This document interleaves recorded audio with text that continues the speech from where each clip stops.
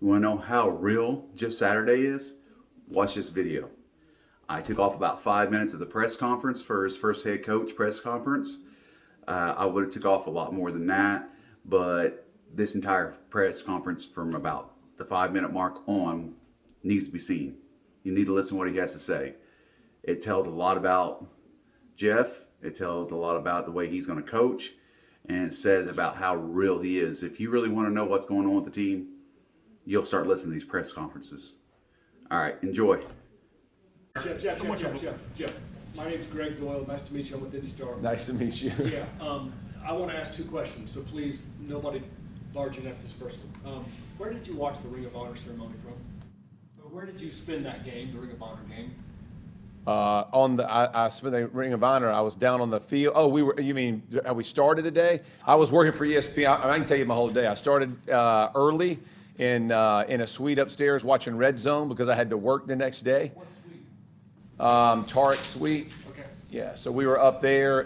We were all going to come together and hang, and then there were, I don't know how many guys, 5 or 6 dudes: Peyton, Edge, Free, Marv, Bill. On the way down to go see Tarek, we went into Jim's suite, said hello, and met he and everybody who was in his suite, kind of shook hands, and then we all made way down to the field, and then at halftime I left to go to work. Okay. Or right after halftime I left to go to work. My follow-up is this. You said the other day that this all came together in about 12 hours. Yeah. I don't know how to say this other than I find that very hard to believe. And I'm wondering, you were in town that week. Yeah. This didn't come up? No. You're advising or saying? Look at me. Did not come up. Okay. Not once. Okay. Yep. So Oh, I mean, I speak, I'm gonna tell you how it is, right? Like, you're gonna ask me a question, I'm gonna tell you straight up. Not once. My first call was Ursay during the game Sunday. Let's walk through that. So you were stunned, you say. Yeah. And there's a lot of reasons why you wouldn't take this job, and you explained a little bit on Sunday night or Monday night why you did. Yeah. Why are you here? Why take the job? Because I care. Right, and I told the guys this morning, I care about the players, I care about their families. I've sat in their seat, man. This sucks, right? I like Frank. I've talked to Frank, or we've texted. I love Frank, man. I was working with Frank, right? So I'm working with him every week, talking to him. I consider Frank a friend, and I love him. I think he is a heck of a football coach. I got no control over how that, so I understand from their perspective. I've sat in that seat. They love Frank, man. That's their coach. I mean, they played for this dude. So I don't minimize that at all. I care about the staff and their families. These guys work hard. They sacrifice for their families. They sacrifice time, energy, and effort. Like, I know equipment room, man. I know media relations. I know training room. Like, you guys act like these are my people, bro. Like, my adult life was forged here. Right? Like, my wife and I we raised our kids here. Like, these people matter to me. This organization matters to me, right? The people in the community matter to me. I mean, everybody thinks this is like flippant. This is not. Like, I care whatever I can do. And when he said, hey, can you help me? Absolutely, I'll help. If somebody called and said, hey, this is an opportunity to say, for the people who are in this room and in this building, would you do it? Absolutely, I'm going to do it, right? And I had to make sure my wife was on board. She and I talked about it, prayed about it. I called him back and I said, let's do it, right? And that was at, just for great, that was at 1 o'clock in the morning. Like, Ursay carries different hours than me, right? He's a lot later. But it was like 1 or something that you consider it. And I said, hey, my wife and I, and then he and Chris talked and had a conversation and did whatever. But I had no idea how it was going to flow through. Just didn't know. And it was a whirlwind, man. And is what it is now. I'm here and trying to beat Las Vegas. I mean, that's the focus at this point. So that's why you did do it, and obviously you and your wife had to talk things out from a family perspective.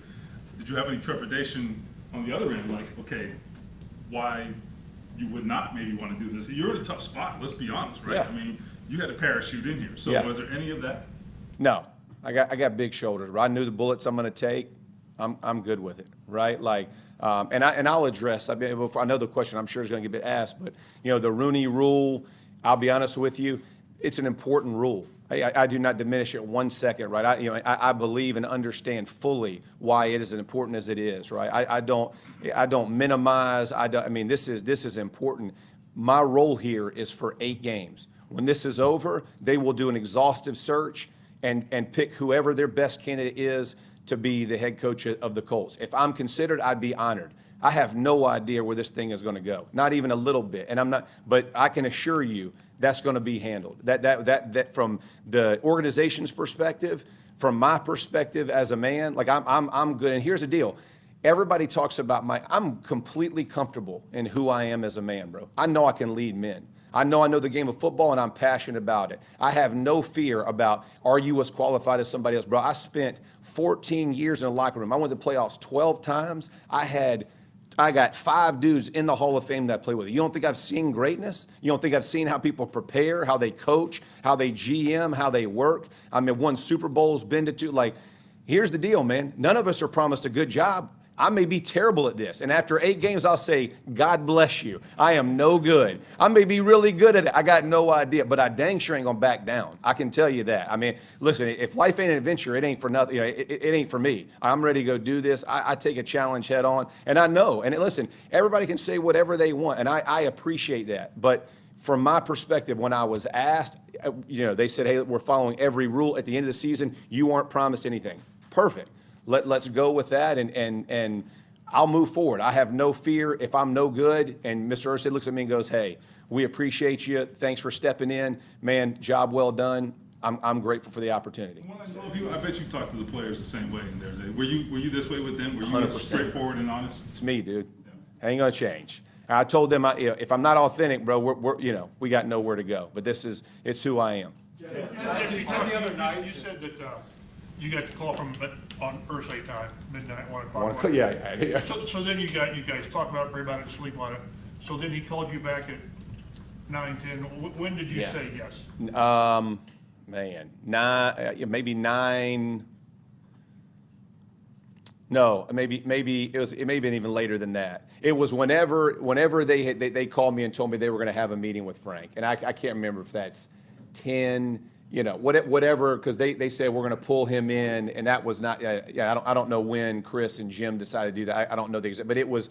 I knew right before he was going to go in. One of the things again, you as a player, a creature of habit, you like routine. Sure. And you're going to try to put your stamp. You're going to put your stamp on this team somehow. Will most of the functioning of the team be what it's been? Yes. Practice, meetings, all that. I mean, So I've made minor adjustments, different stuff in practice that just I would prefer order, but however that looks, I've made it very clear, like roles and responsibilities from our offensive staff. We're understaffed. Like, let's be real. We've had the 2 guys that called our plays, the OC and the head, all gone. Like, that's a big deal. Like, I hope people understand the weight of what that is. Now you've reduced the people and increased the workload, and you bring a guy in that is not familiar with all the nomenclature, all the stuff that goes into real ball. So I'm playing catch up at the same time. So, man, it's a tall task at head, and but again, we're going to put this thing together step by step. But these guys are good football coaches. They understand that they are very bright people that know their roles, and everyone to a man has stepped up and then some. Can I stay late? What else can I do? What other box can we check together? Can I help? When I told the offense, the Parks are going to do this, I think it was ready. Slap the table. Let's go. Got excited, right? What can we do to help? Like, the energy and the excitement for these guys. These guys like each other. They treasure each other, and they're helping each other. That's been huge for me just to watch that. Jeff, the other night, Jim mentioned a few times about numbers and analytics and whatnot. I know this could change over the weeks, but come Sunday, the decision to go for it on 4th and 1 or kick your field goal or punt, is that going to be your decision to make? Yeah, that's my decision. Yeah. Listen, I'm a O lineman, bro. I work awfully hard to get points. I'm gonna take points. I'm not. It's a hard living. It's a hard living in there, man. So we'll see what happens. I have 2 guys I'm going to be working with in the box from the analytics side. We have not had a chance to meet, but looking forward to getting with these guys. And the good thing for me is I get to watch a lot of football and criticize a lot of coaches. So I know I'm going to get that same criticism again. Part of the gig, right? Part of the gig. Jeff, I'm sorry. What do go you think he meant? What do you think he meant when he said that analytics makes coaches afraid? I don't even know what you're talking about. I mean, who is he? Thursday on Monday said coaches Oh, I are don't know. afraid and analytics that was together. Okay. I'm not Do you feel sure. like Jeff, the on that whirlwind side- of this week, you're not gonna get enough time to actually coach football? Like, this is crazy. Yeah, it's been a challenge so far. You want to hear the crazy part? We've only had one walkthrough. So we hadn't even started practice. So like all this is happening. I just finished my first walkthrough with the team. So everything's the first today. Your first team meeting for So again, we got a lot left. Like for me, the best thing is to get on the grass. Like I can't tell you how excited I am to actually go do football. But I've got notes from this walkthrough this morning, and so now we'll get into the actual coaching and those things. But again, I'm encouraging my staff to take ownership, push forward, and hey man, let your voice be heard. Like I'm not critical. I'm open ears and open minded. Let's work together. You just came in. No. Jeff, on that staff point, besides Parks, any other staff changes of guys, elevated roles, or anybody you're bringing in outside the building? No, nothing. Yeah. Let Gus and Bubba do what they've been doing. Oh yeah, man. Yeah. And I hope they do it as well as they've been doing it. Golly, that's a lean on. Like, come on, man. Come on, Gus. Come on, Bubba. Make this thing happen. Help me look really good. Will you have more O-line influence? Not right now. I will. It's my passion. So I'm obviously going to speak. And I have been working with Strauss. So yeah, we'll have conversation. But he and Kev and that group, they're doing good. And Clayton at tight ends, those guys have a good relationship, and we're just trying to find a blend, right? My principles and thought process, so we're having all those conversations now. Take up the talent level here, Jeff, of good players. You talk a lot about the coaches.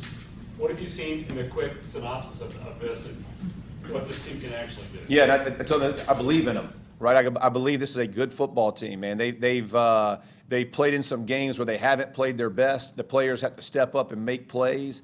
The talent is definitely there. Like these guys have it. Can't beat ourselves. Made a lot of mistakes, right? And the biggest point of emphasis on offense. Don't turn the ball over, right? Like that pigskin controls 53 of you and a whole lot of others' livelihoods. That thing's got to stay with us. On the other side, get that thing out, right? Like it's fairly simple, but that was the main message: is we can't beat ourselves. We have to play consistent football, be disciplined, be tough, be fast, be physical. All the things that I believe in as a man and as a football player.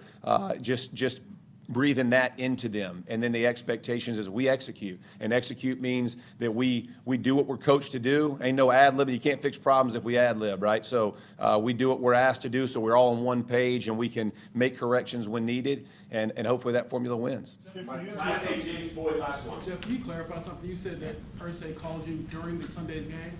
Yeah. So to gauge your interest.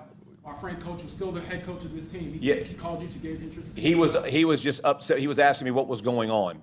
This was not about Frank. He was asking about what's going on. They had given a bunch of sacks. I was not watching that game, so I was preparing to go to work. So I was watching all my other games. I actually watched the Colts at 7. So like my schedule for working for ESPN. So this was not a conversation about Frank. This was what the H is going on with our protection. I think they'd given up.